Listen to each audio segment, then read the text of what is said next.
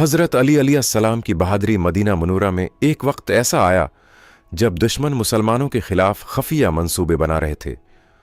ہر طرف خوف کا ماحول تھا۔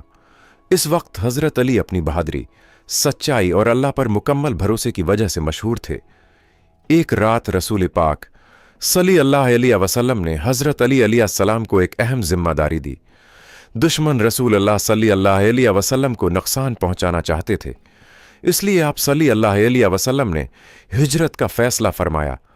رسول اللہ صلی اللہ علیہ وسلم نے حضرت علی علیہ السلام سے فرمایا، علی، آج رات تم میرے بستر پر سو جاؤ۔ یہ بہت خطرناک کام تھا کیونکہ دشمن گھر کو گھیر چکے تھے، مگر حضرت علی علیہ السلام نے بغیر کسی خوف کے فرمایا، یا رسول اللہ صلی اللہ علیہ وسلم، اگر میری جان بھی چلی جائے تو بھی مجھے خوشی ہوگی کہ میں آپ صلی اللہ علیہ وسلم کی حفاظت کر سکوں۔ اس رات حضرت علی علیہ السلام سکون سے رسول اللہ صلی اللہ علیہ وسلم کے بستر پر سو گئے، جبکہ دشمن باہر انتظار کرتے رہے۔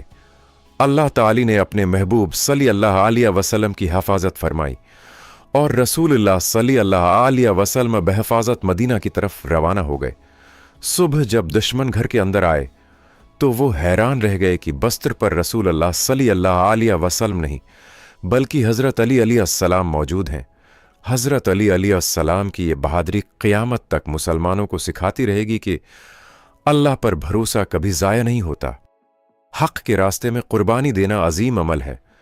سچے مسلمان خوف سے نہیں، ایمان سے جیتتے ہیں۔